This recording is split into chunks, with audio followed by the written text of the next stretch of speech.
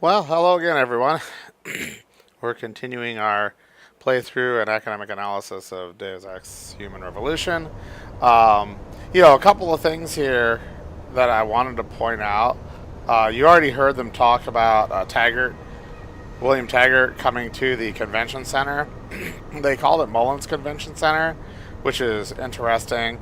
I can tell you that the main convention center in Detroit Metro, actually right down in downtown Detroit, is Cobo Convention Center. You can look it look it up on the web. Sorry about that. If you want, can't talk tonight. But Cobo, COBO, is the name of the convention center. I know they've talked about plans to try to renovate it or something. I mean, I don't have the money to go to events and stuff, so I don't follow it real closely. But anyhow, that's the actual convention center in downtown Detroit. So I'm not sure what the Mullins comes from, but maybe there's been some reports of somebody named Mullins who has been interested in renovating it and renaming it. But anyway, that's one thing. The other thing, you heard Malik say earlier that she was in the elevator going up in the Renaissance Center there when the hostage situation happened in the factory. The Renaissance Center is this huge structure in downtown Detroit, right on the river. Was owned by Ford, and then GM bought it around 2000. But anyway, if you want to get an idea of just how tall and how big the Renaissance Center is, you can watch the movie RoboCop, because the towers that are shown in RoboCop, they aren't the actual Renaissance Center, but they are supposed to be, of course, in the movie, because the movie takes place in Old Detroit. But still, I mean, the movie pretty much shows towers that look just like the Renaissance Center in downtown Detroit. I used to work in downtown Detroit on contract, just a couple of blocks from the Renaissance Center, and I used to go over there to the food court to have lunch very regularly. So, of course, that was before they moved the stadiums down there and all sorts of other things. And I know that they've renovated a lot of downtown, but anyway. This part coming up here is it's downtown Detroit. That's what we're going to be doing for quite some time. It's going to be taking quite a bit of time. I'm just letting everybody know in advance, because I'm going to talk to all the different people here. You'll hear all sorts of different things. I'll try to offer some commentary on different things. And, we have a couple of main story quests to do, as well as several side quests, which we'll do. So, anyhow, of course, the one side quest with, going to see Greg Thorpe, because we rescued his wife Josie, and he asked us to come meet him. If you didn't successfully rescue her, naturally you wouldn't get that side quest. So that's something to be aware of. But anyway, we already talked to Mrs. Reed, who's sitting there for some reason, which I never really understood why she sits there, when she says she'll meet me in the lobby of my apartment, but she just turns around and sits here outside of headquarters. Okay, whatever. You believe it? We had the place surrounded, and we were ordered to hang back. Since when do we take orders from David Sarif? Maybe there was some hazardous material they were worried about. More like there was something illegal in there that they wanted the rent-a-cop to get rid of. We should have never let that guy in. I thought Jensen did okay. He helped save the hostages. He got lucky. I got nothing to say to you. If you want something from Detroit PD, go cry to your boss about it. You're Jensen, right? One of my buddies told me what you did at the plant. Nice job saving those hostages. Can't imagine what those Purity First nuts were thinking when they went in there.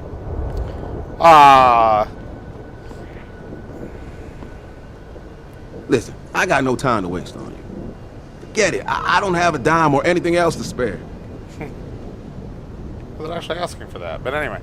Another thing I was going to point out for everybody's benefit, Purity First, the guys who took the hostages at the factory, there is a website for Seraph Industries that the developers created and posted online. So go to seraphindustries.com.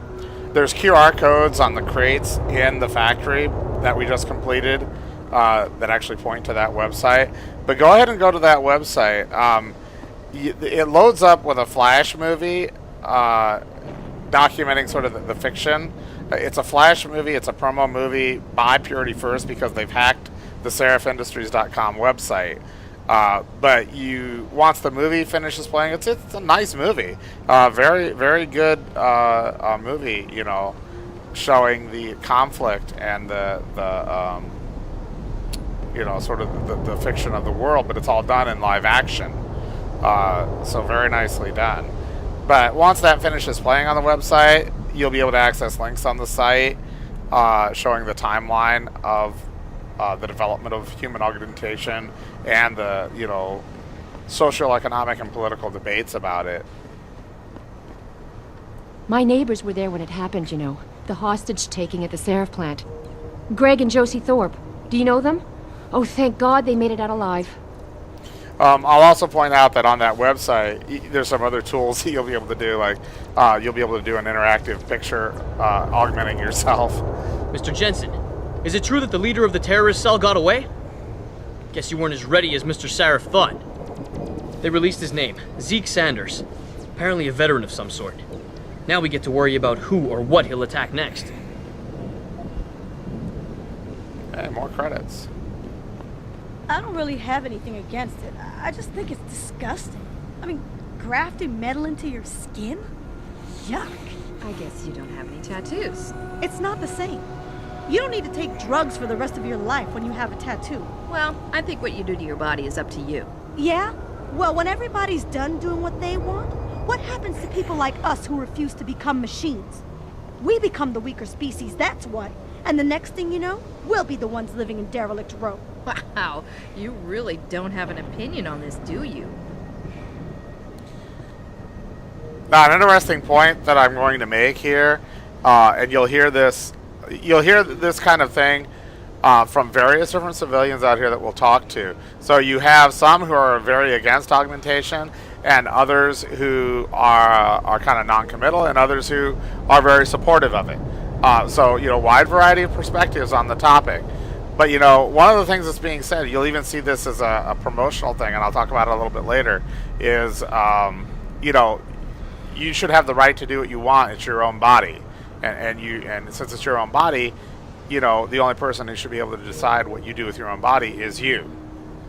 Now, and that's a strong argument. It's also been the basis for various laws that have passed. You know, even something like Roe versus Wade, which is what, you know, the Supreme Court decision that legalized abortion in America.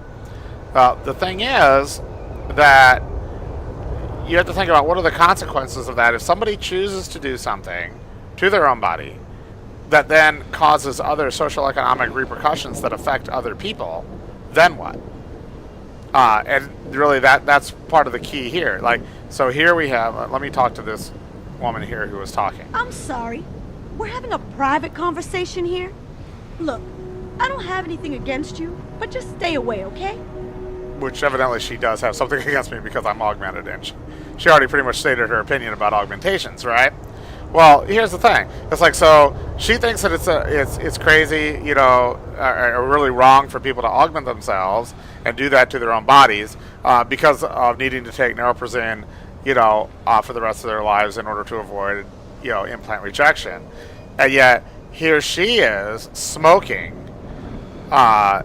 which is well documented to not be good for you. Although they call them ciga weeds, you know, maybe in the future they've come up with some kind of a smoke that is not harmful. I seriously doubt it. But anyway, you know, the thing is, I actually raised this question to some of my professors during one of my courses, and particularly I brought up the comment earlier that it's actually worse for women even than men to be smoking, just in general.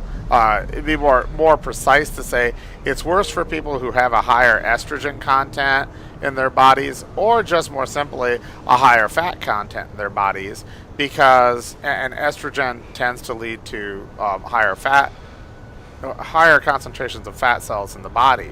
And the thing is that fat cells retain various different chemical agents that are put in the bodies, including the carcinogenic compounds that are in cigarettes. So, you know, if a person tries to argue that, well, gosh, you know, skipping over the issue of secondhand smoke and stuff, but, I should be able to go ahead and smoke all I want to because, darn it, it's my body, maybe. But then who is going to pay the cost when you start having, problems with maybe lung cancer or maybe heart disease or other problems that can be directly or indirectly traced to cigarette smoking or other things, of course. This is just an example, But if we truly have this this type of, freedom to do what we want with our own bodies, but then there are consequences to our bodies that lead us to have problems, in this case, in this example, or other, you can think of a lot of examples like this, I'm sure, various types of food, various types of drink that cause us to have health problems. And then what? Well, for people who have health coverage, whether they're paying for it or whether an employer is paying for it, well, the insurance rates go up, right? And that causes the cost of business or the cost of coverages to go up. Whether it could be a business or it could be an education institution or it could be government. We all know that the whole health care problem is a big one in America and in other parts of the world too, especially as we have an aging population in the world. So is it really true that we should be free to go ahead and do whatever we want to our own bodies, even if indirectly at some point whatever we do has negative consequences for society and thus indirectly affects other people, which is usually not brought into the argument, or at least it hasn't been yet. I'm sorry. We're having a private conversation here. Man, this town is dead. I should have just moved to Philadelphia. They keep saying the nightlife will get better, but how many times have we heard that before? Hey, you seem nice and all, but I'm really not interested. Sorry.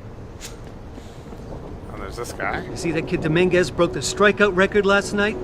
Fucking guy's got a mechanical arm, and they're saying he's the second coming. What a joke. Typo in the subtitles there. What the hell is the use trying to compete against you people? I might as well pack it in right now. Shit! So you can see that's also a certain viewpoint. There's a conversation out here. What the hell is the use trying to compete against you? So he won't say it. I might as well pack it in right now. Shit! I thought it was these guys here, but let me just say, there's an exchange, and I thought it was among this crowd, where somebody says something about what would Hugh Darrow and David Seraph talk about anyway, and somebody else points out that, well, what does Bill Gates and Steve Jobs talk about? Because, the whole point being, they're of a completely different social economic class, and we have no idea what they talk I about. advise you to stay away from the DRB gang if you can. Just stay in the brightly lit streets and you'll be fine. Damn it. My Wi-Fi's out, and I need to check the sports scores right away. Wish I could afford one of those cranial jobs. I can't even cover this month's rent, unless Baltimore covers the spread. That would be a major fallout. My ride was supposed to be here 15 minutes ago. I'm gonna kill Gerald when I get home. Looks like I'm taking the subway again. Wish I had legs like yours, then I'd just run home.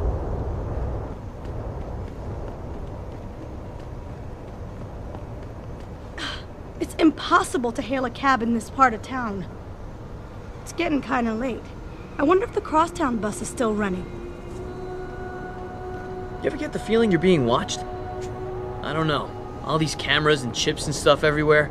How do you know they're not tracking you or something? Fear Big Brother, man. Yeah, so, I think I made a comment earlier about the cameras being called Big Bro. Security cameras. I can't believe this whole hostage thing. Terrorists on our own soil? I know, and that guy Taggart claiming he has no connection? I don't believe that for a second. I heard he's coming to make a speech at the convention center. That's like when the NRA went to Columbine after the second time. Moses himself, coming to free us from the evil pharaoh, Seraph II. Yeah. Well, let's hope for a plague on all the humanity front houses. Adam, nice look you got going on there. You must be hitting the clubs tonight. No rest for the weary in this city, I guess.